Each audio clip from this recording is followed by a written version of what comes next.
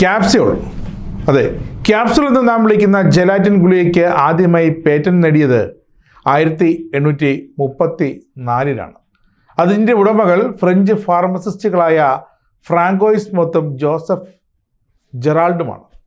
അതാണ് ചരിത്രത്തിൽ. പക്ഷേ ക്യാപ്സ്യൂളിൻ്റെ യഥാർത്ഥ കണ്ടുപിടുത്തക്കാരൻ തിരുവനന്തപുരത്തെ AKG സെൻറ്ററിലുണ്ട്. അതിൻ്റെ പിന്നിൽ സത്യത്തിൽ MB നികേഷ് കുമാറാണ്. 8 നിലയിൽ പൊട്ടി ഇന്ത്യയിലെ കമ്മ്യൂണിസ്റ്റ് സർക്കാരുകളുടെ ഭൂപടത്തിൽ നിന്നും രാജ്യത്തെ ഈ തെക്കേ അറ്റത്തെ മായ്ച്ചു കളഞ്ഞ ഈ ക്യാപ്സ്യൂളുകൾ അങ്ങനെ തെല്ലൊന്നുമില്ല തെരഞ്ഞെടുപ്പിന് മുമ്പും പിമ്പും CPM അണികളെ പ്രചോദിപ്പിച്ചു കൊണ്ടിരിക്കുന്നത്. ഇപ്പോഴും അതേ ജോലി ചെയ്തുകൊണ്ടിരിക്കുന്നു. നിയമസഭാ തെരഞ്ഞെടുപ്പിലെ കനത്ത തോൽവി മറികടക്കാൻ CPMൻ്റെ സാമൂഹിക മാധ്യമ വിഭാഗം തയ്യാറാക്കിയ ക്യാപ്സ്യൂൾ ഇങ്ങനെയാണ്. UDF BJP ഡീൽ വഴി ഒട്ടേറെ സീറ്റുകളിൽ ജനവിധി അട്ടിമറിച്ചു. CPM പ്രവർത്തകർ ജനങ്ങളിലേക്ക് ഇനി ഇറങ്ങിച്ചെല്ലണം. അവർ സാമൂഹിക മാധ്യമ പ്രവർത്തകരാണ്. എന്നാലേ അടുത്ത ഏതെങ്കിലും തിരഞ്ഞെടുപ്പിൽ വിജയിക്കുകയുള്ളൂ. ഇത് പറയാൻ MB നികേഷിൻ്റെ ആവശ്യം ഇപ്പോഴുണ്ടോ എന്നത്, അത് കണ്ടുപിടിച്ച് തിരുത്തേണ്ടത് ഇപ്പോഴാണോ എന്നത് മറ്റൊരു ചോദ്യം.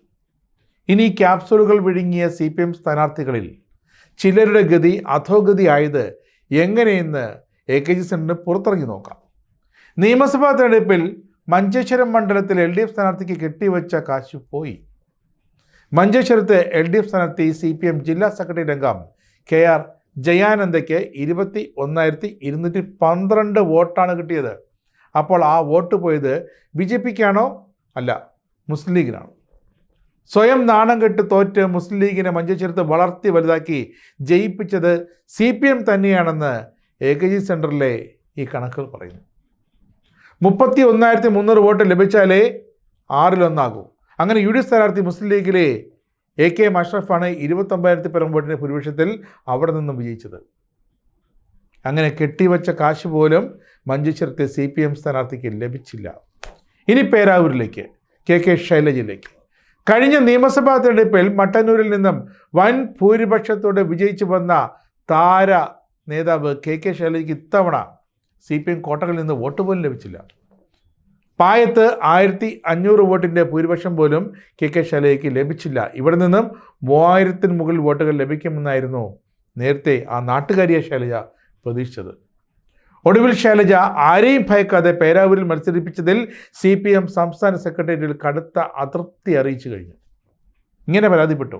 മത്സരിക്കാൻ താല്പര്യമില്ലാതെ നിന്നിട്ടും തന്നെ നിർബന്ധിപ്പിച്ച് മട്ടന്നൂരിൽ നിർത്തി മത്സരിപ്പിച്ചു. ജയിക്കില്ലെന്ന് എല്ലാവർക്കും അറിയാമായിരുന്നു.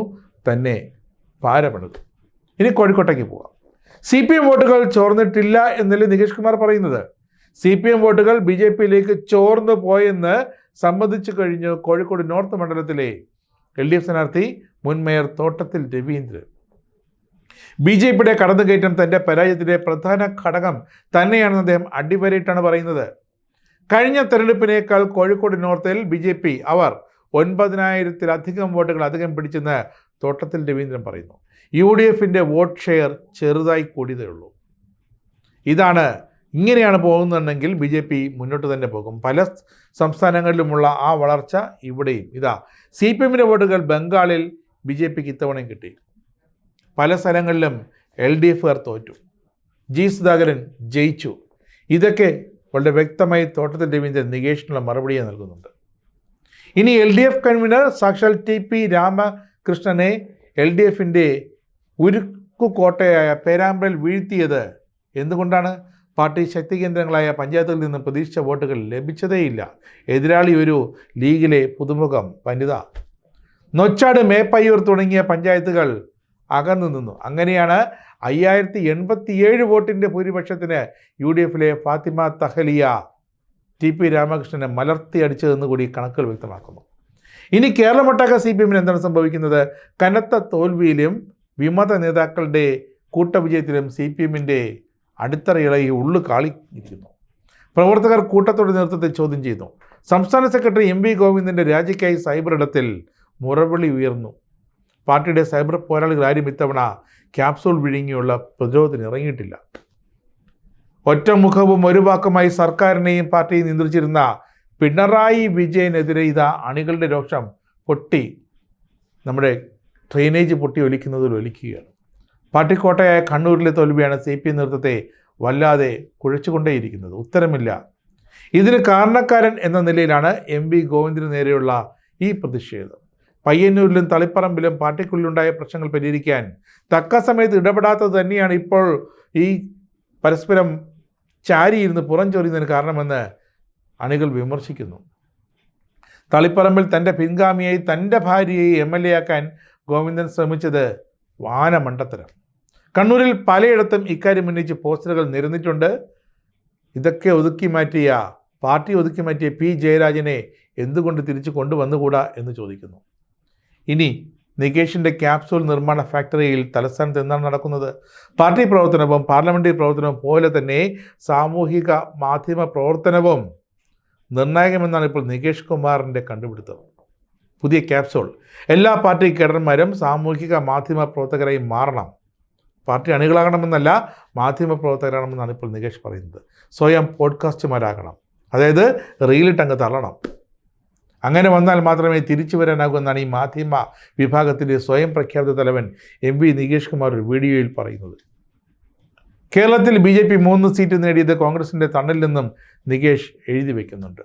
102 UDF MLA-മാരിൽ പകുതി പേർ 2031 BJP MLA-മാരാകാൻ അങ്ങോട്ട് യഥേഷ്ടം ചേക്കേറുമെന്ന് നികേഷിൻ്റെ മറ്റൊരു കണ്ടുപിടുത്തം കൂടിയുണ്ട്. ഉത്തരമില്ലാത്ത നികേഷിനോടുള്ളൊരു ചോദ്യം: നികേഷിനോ CPM നേതാക്കൾക്കോ സ്വന്തം മുറിവ് വ്രണമായി മാറാതിരിക്കാൻ മരുന്ന് പുരട്ടാൻ സമയമില്ല, മനസ്സില്ല. എന്നാലും കണ്ണു മൊത്തം മാരാജി ഭവനിലാണ്. അവിടെ എന്ത് നടക്കുന്നു എന്നറിഞ്ഞിട്ട് വേണം ഇവിടെ പുതിയ ക്യാപ്സൂളിൻ്റെ നിർമ്മാണം തുടങ്ങാൻ. 2011 ബംഗാൾ തിരഞ്ഞെടുപ്പുമായാണ് ഈ തിരഞ്ഞെടുപ്പിനെ CPM താരതമ്യം ചെയ്യുന്നത്. ഇത് തിരഞ്ഞെടുപ്പിന് മുമ്പേ ചെയ്യേണ്ടതായിരുന്നു നികേഷ് കുമാർ എന്ന സാമൂഹിക മാധ്യമ വിഭാഗം സ്വയം പ്രഖ്യാപിത തലവൻ. അല്ലാതെ എല്ലാം കഴിഞ്ഞിട്ട് സ്വയം പുറം ചൊറിഞ്ഞു നിൽക്കുന്ന CPM നേതാക്കളുടെ ഇടയിൽ കയറി നിന്ന് സ്വന്തം പുറം ചൊറിയാൻ നിൽക്കരുത്.